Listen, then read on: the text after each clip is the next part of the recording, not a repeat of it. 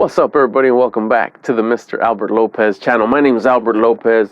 Let's just get straight to it, man. Today we're going to be talking about go with your first instinct, also known as go with your gut instinct. Go with what first pops up in your head when you got to make a choice. This is what happened. Let me tell you a story. It happened just recently. I think it might have been yesterday, if not the day before. I was sitting there in the kitchen. We were washing dishes.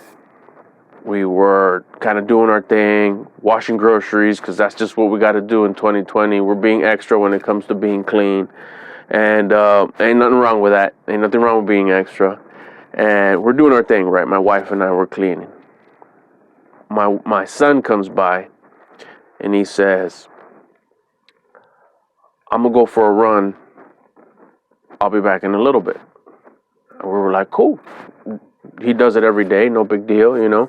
And I was doing my thing. I was kind of drying dishes. My wife was we're doing a little teamwork in the kitchen. And I instantly kind of thought, just like that, I was like, I want to go for a run. I want to go for a run with my son. I was like, cool. And I was jazzed. I got this little adrenaline kind of rush, got a little excited, got a little happy, get to chill out with my boy. Love him to death. And within maybe 20 seconds, doubt kicked in.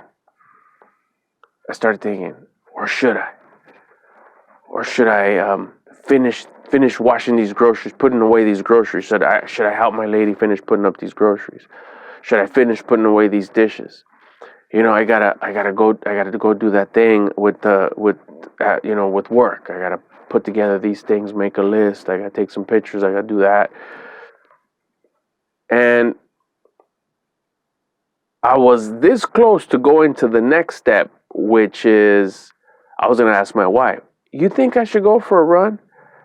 And then that's when I remembered that you should never question your first thought. You should never question your first gut instinct. That's generally the right one. That's the one you're supposed to do. That's the goodest one. And I learned this in 2016. And I've used it many times. I've conditioned myself, because it takes conditioning to put these rules, to put this knowledge into practice. You got to practice it. You got to condition it. You got to do it with the little things. So when the medium things come, you're able to do it. You're ready to do it. You're conditioned to do it. And I have been practicing it, and I've been good at it. But for some reason or another, I hit the doubt, and I questioned, should I go? And I immediately stopped.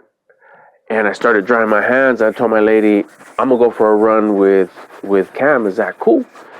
Because I was helping her. I was in the midst of helping her. And who knows, maybe she had, we really need to finish by this time. Or can you ask Lynn to give us a hand? Or can you ask Darby's to give us a hand? Whatever. And it was, that would have been something that could have changed the decision.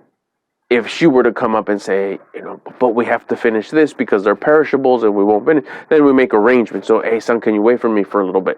But it was seamless. And it didn't surprise me. She was like, okay, cool, I'll finish up here. I was like, fantastic. Went over to the living room. My son was just getting a playlist ready. And I said, hey, is it okay if I join you? And big old smile, and he's like, yeah, that'd be great. I was like, cool, just let me change my pants, throw some shorts on, put some shoes on, and I'm gone. Like, all right, cool. So I came in, put some shorts on, put on my shoes, and we were out the door. Did our run? Outstanding. Felt great. It was awesome. And that's just the part of hanging out with my son. Then you add that it was a great run and it felt good, and I pushed myself, and it was a great feeling to be out there with him, and the run felt really good as well. It was a beautiful thing overall.